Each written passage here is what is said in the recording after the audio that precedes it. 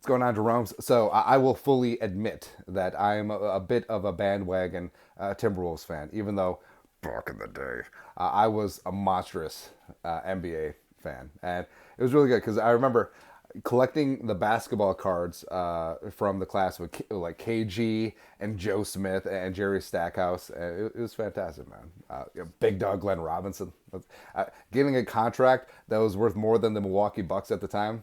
It's great. But as a kid growing up, it was great watching KG and guys like Tom frickin' Gugliotta, and also that year was Spreewell and Cassell, and first. First off, if Cassell doesn't hurt himself doing the big balls dance, 100% the Wolves beat the Lakers and they beat the Pistons. But I digress.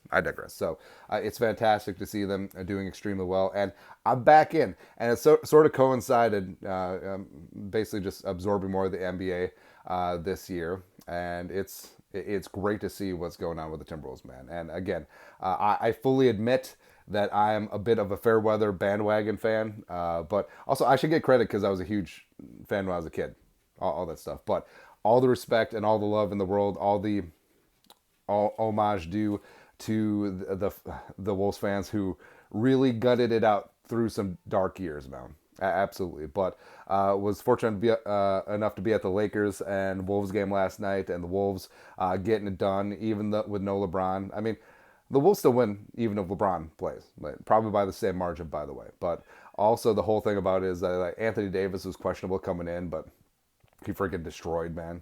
Super talented dude. And also, D'Angelo Russell, zero goose egg D'Angelo Russell. Every time he made a shot, he was just like, ooh, trying to quiet down the fans. Like, dude, we're only booing you because you were ass. Thank you when you were here. Like, if you're good when you're here, hey, we won't be booing. All that stuff, man. But what really stands out, even though, yes, Anthony Edwards is a bad dude, man. As one of the best in the league and one of the emerging superstars. Cat, frankly, is really getting together and playing at an MVP adjacent level this year. And what really stands out is that defense.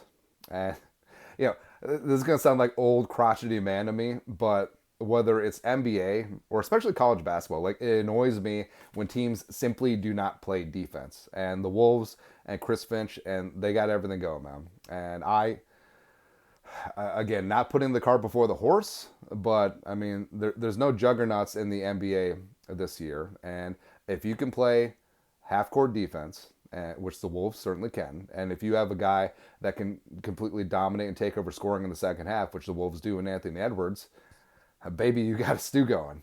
Absolutely.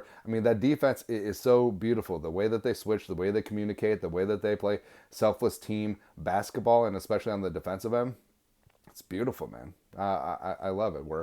Jay McDaniels is top three perimeter defenders. I don't know that he's three. Gobert is obviously the most fearsome defensive player in the post, and it's just beautiful what they've put together. And also, OG Mike Conley getting things done at 36 years young. It's great. I mean, back when I was still paying attention to the NBA, I think Mike Conley was just getting into the league.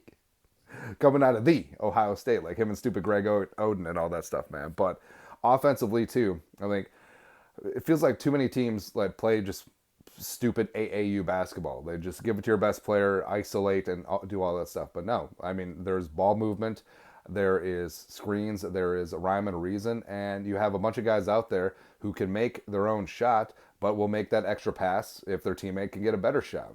And it's something that's extremely rare in basketball writ large, and definitely extremely hard to find in the NBA. And once it's the winning time, Anthony Edwards is just ridiculous. The fact that like he's just got that, he's got alligator blood. He's got ice water in his veins. He's got all of the different superlatives that you want in the clutch. If you need a big time shot, he's got it. And the fact that he's just got the huevos, like the Sam Cassell dance, just to take some of those shots. Like when the other team was getting momentum, he just steps back and hits a three. Like no big problem. No problem, man. And also, I do love that the Wolves are deep. They run 8-9 bodies deep on a given night, and that's going to be important for a long ass season, keeping guys healthy, keeping guys fresh, and you got multiple bona fide superstars all over the place. Edwards is probably going to be the face of the league very soon. Cat is really coming into his own, and the whole thing about it too is like in the offseason there was some talks like, hey, the Wolves should trade Cat because he's not really fitting in. Well, I mean, last year, with the whole Gobert trade, I mean, there's a period of time where you need to gel, you need to work in, especially when you got two bigs trying to function together both offensively and defensively. And also the whole thing about, oh, Gobert's the worst trade ever, boo boo. Now, I think a lot of people saw it was like, hey, 4 first-round picks and change for Rudy Gobert. It's like, I think a lot of people see it from the NFL perspective, where if someone is traded for 4 first-round picks, they better be like first ballot Hall of Fame Tom freaking Brady, man, or Patrick Mahomes, all that stuff. But I mean, 4 first-round picks in the NBA is like NBA first-round picks, especially late first-round picks. I mean, they're basically like 5th-round picks in the NFL. It's kind of crazy, man. But either way, the Timberwolves play a very fun style of basketball, and I think it's something that's very sustainable, especially when you get into half court grinded out games in the playoffs. So, yeah, not trying to get my hopes up because we all know how Minnesota sports roll, but again, in a season where there isn't, I mean, the Warriors are not the Warriors anymore. The Bucks can get got. Embiid is beatable if he doesn't get 18 freaking free throws. Not everything is a foul, man. Again, the Wolves. Why not us? That's why Daddy put a couple of jelly beans down on the Wolves for the division, Wolves for the conference, and Wolves for the title. Let's go, man. But either way, it is really fun and nostalgic. I honestly feel like a kid again. Plus, my 3-year-old kid, he's getting into basketball now. He's got his little hoop. Loves to imitate Anthony Edwards out there. So it's good times. So first off, also, he talks about LeBron. He's like that kid. LeBron James.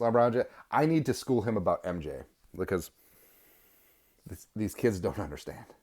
These children certainly do not understand. But I digress. Either way, whatever happens, and it's going to be a fun ride. But I'm in.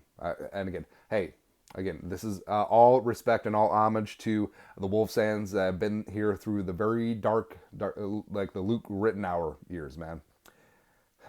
Please accept me as one more bandwagon fan. Because I'm in. You son of a bitch, I'm in. Anyways, that's it. Skull, no production value. Actually, what's the equivalent of skull for the Wolves? Just howl? Ow.